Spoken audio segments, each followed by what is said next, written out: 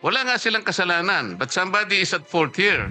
Floor is now open for question, inquiries, if there are any from the members of the committee.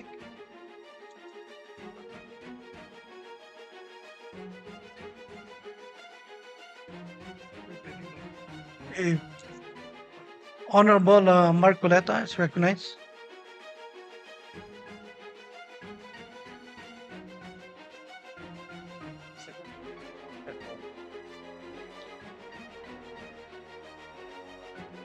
Good morning, Lieutenant General Peralta.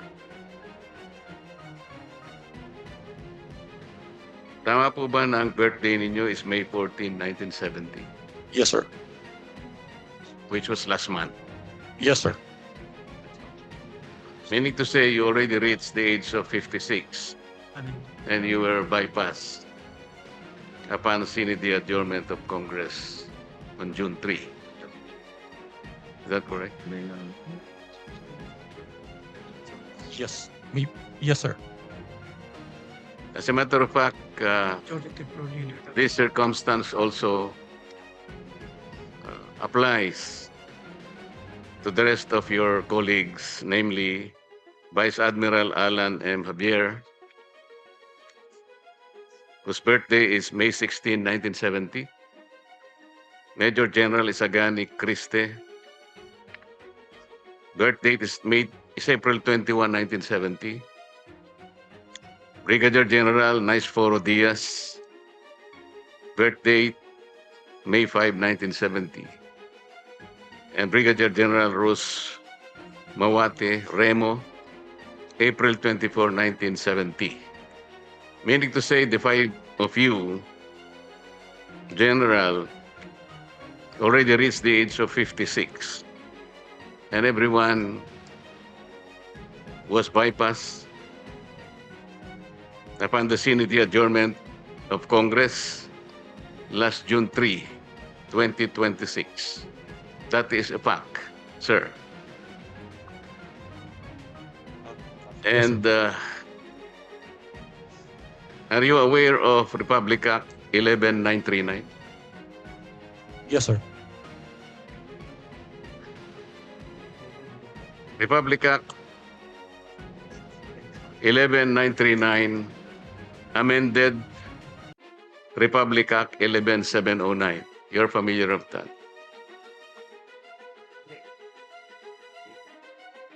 Do you know why I am citing this particular law, General?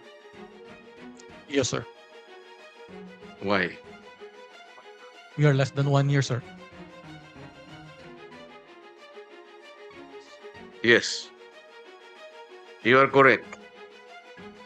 Section 2 of Republic Act 11709, which is now Section 1 of 11939,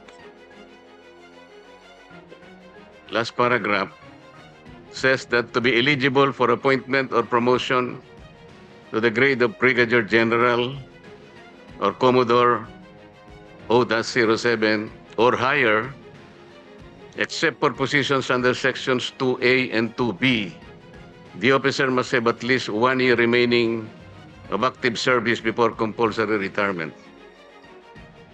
And would you say that you lack at least 1 year remaining of active service before your compulsory retirement? Yes, sir. We were ordered to come here, sir, and we are directed to appear before the commission appointments. And so therefore, it only means that the five of you may no longer be eligible for reappointment in view of the prohibition under Section 1 of Republic Act 11939. Am I correct, sir? Yes, sir. Thank you. Thank you, Mr. Chair. Thank you, Honorable Mark Coleta. Honorable Senator Ping Lacson is recognized. Yes, Mr. Chairman. Just for clarity, I believe and I was told by the Secretary of the Commission on Appointments that the ad interim appointments of this fine gentleman and lady is a mere resubmission of their previous ad interim appointments given before the resumption, the May 25, 2026 resumption of the first regular session. And since this is a special session, it is a continuation of the first regular session. Therefore, hindi pa po sila pasok do sa one-year ban. Kasi hindi naman po nila kasalanan na nagkagulo-gulo kami dito sa Senado at hindi na take up yung kanilang confirmation. So with that manifestation, Mr. Chairman, I move that we recommend to the plenary the confirmation of the aforestated or aforementioned gentleman and lady in plenary. I so move, Mr. Chairman. There's, yes, Honorable Rizon Taveros. Second the motion, Mr. Chair. Any objection to the motion duly seconded? Mr. Chair, Yes, Honorable Albano is recognized. Mr. Chair, Your Honors, on the part of the minority, we place on record our full support for the confirmation of the 5 generals and flag officers of the Armed Forces of the Philippines, whose appointments are now under consideration. These officers have rendered long and distinguished service to the nation. As such, the minority supports the favorable confirmation of their appointments and commends their dedication and sacrifices in their service to the Filipino people. Mr. Chair, as the acting minority floor leader, on behalf of the minority and the Filipino people, we interpose no objection to their confirmation. Thank you, Mr. Chair. Thank you, Honorable Albano. Honorable Bongo is recognized.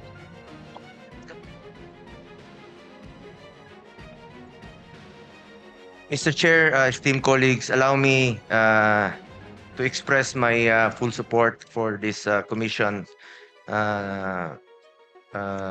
As this commission gives its consent to the well-deserved appointments of the senior officers of the Armed Forces of the Philippines. These officers have demonstrated professionalism. Opo, sir. Support lang po. Manifestation lang po. These officers have demonstrated professionalism, dedication, and unwavering commitment to their duties in safeguarding our nation's sovereignty, protecting our people, and upholding the Constitution. Wala na po akong katanungan sa kanila. And in fact, itong dalawa, no, si Vice Admiral Alan Madrid Javier, Lieutenant General Edmundo Peralta, are mga tanglaw diwa, class of 92. Their years of service, leadership, and sacrifice reflect the highest ideals of military service and have earned them the trust and confidence of their fellow servicemen. At naintindihan ko rin po na yung 1 year bar rule, no, na dapat nilang mahabol dahil bawat star na alam po ni Senator Ping Lacson yan noon pa, parati nating pinaglalaban dahil napakahalaga po sa kanila yung 1 star na madagdag sa kanila. Yan po yung dala-dala na nila hanggang sa kanilang pagtanda. At maraming salamat rin po Senator Ping sa mga suporta mo noon sa sundalo. Mr. Chair, dahil sa kanilang kabayanihan at pagbibigay serbisyo sa ating bansa, gusto ko lang pong bigyang pagkilala at pagpupugay sina Vice Admiral Alan Madrid Javier, Lieutenant General Edmundo Peralta, Philippine Army, Major General Isagani Ocampo Criste, na naging PSG rin po nung panahon ni dating Pangulong Rodrigo Duterte, Brigadier General Nice Foro, no? Medrana Diaz Jr., Philippine Army, and Brigadier General Rose Mawate Remo, Women in Uniform.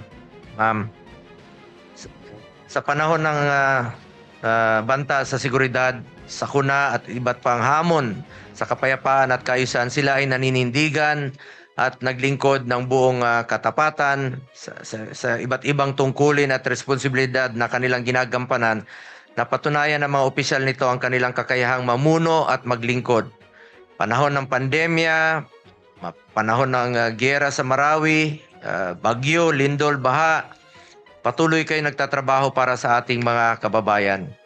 At maalala ko po nung panahon ni dating Pangulong Rodrigo Duterte, pinaglaban natin na madoble po ang sahod ng entry position ng military at lahat po ng uniform personnel. Dahil po yan sa inyong sakripisyo para sa bayan at hindi po natin mararating itong kinaroroonan natin kung hindi po dahil sa inyo.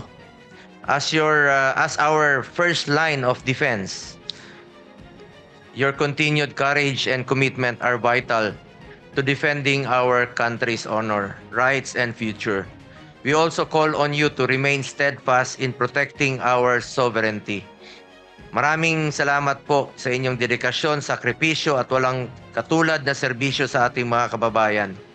Wala po akong katanungan kung hindi nagbibigay lang po ako ng full support dito sa ating hearing sa Commission on Appointments. Dati naman po akong membro dito since 2019. At hindi po matutumbasan ang inyong kontribusyon sa bayan. Pero meron lang po akong paalala sa ating Armed Forces of the Philippines. Unahin lagi ang interes ng bayan. Unahin po lagi ang interes ng bawat Pilipino. Mabuhay po kayo. Maraming salamat po. Thank you, Mr. Chair. Senator Bongo. Yes, Honorable Marcoleta. Mr. Chair, I did not get proper explanation on the concern that I raised before this committee. I don't think we are in a position to violate an existing law. What I heard is an assumption that was passed on to the secretary of this commission. Somebody presumed that the appointment made last year is supposed to be continued. May I ask the secretary to explain that, if that assumption is correct? And if that assumption is enough to override the clear provision of the law? Honorable Lacson. Again, I'd like to clarify, hindi po last year. Before May 25, 2026, yung nag-resume tayo ng first regular session. Kasi nag-break tayo. Bago tayo mag-resume, they were given ad interim appointments by the President. So yun po yung ina-apply natin because a special session that we are having today is a continuation of the first regular session, Mr. Chairman. So yung birthday nila fell after. Kailan ang birthday mo, General? May 14. So yung ad interim appointments were given before May 14, I suppose. So you confirm that. So hindi ka covered ng 1-year ban. That's the clarification that I manifested earlier, Mr. Chairman. How about the others? Covered sila ng hindi sila covered ng 1-year ban when they were given their ad interim appointments Before their before May 25, di ba? Kasi kung after May 25, resumption, nomination, at saka hindi na kayo mag-apply. But since you were given your ad interim appointments, since Congress was in recess at that time, having resumed on May 25, hindi po kayo mako-cover ng 1-year ban. That's my point. So I hope I satisfy the query posited by the Honorable Marcoleta. Thank you, Mr. Chairman. Well, Mr. Chair, that is an assumption. Somebody should explain from this committee if that assumption is correct. Because the law is the law. They have just reached their age of 56. And they were bypassed. That is a fact. We cannot change that fact, Mr. Chair. That is the only point that I'm trying to raise here. Kasi maliwanag po yung sinasabi naming batas. Wala po tayong personalan dito. I hope that these 5 officers, gusto ko rin naman sila na mailagay natin sa tamang ayos ng kanilang confirmation. But there is a hurdle here. Ilang ang problema rito, Mr. Chair, kasi maliwanag po yung sinasabi ng batas. Lumilitaw, after their compulsory retirement, less than 1 year na eh. As a matter of fact, they were unable to submit the documents for confirmation only, siguro, hindi ko po alam, but only the secretary can testify when exactly were they able to complete the documents for confirmation. Ang may kasalanan po talaga, yung June 3 kasi, nag-adjourn. Pagkatapos, sana man lang, before adjournment, sinabi natin, nag-schedule tayo, na i-confirm natin sila. Wala nga silang kasalanan, but somebody is at fault here. And then, we have now a problem with the law. We cannot just simply say na, we assume that they are not covered by one-year ban. No. The law is very clear, Mr. Chair. Salamat po.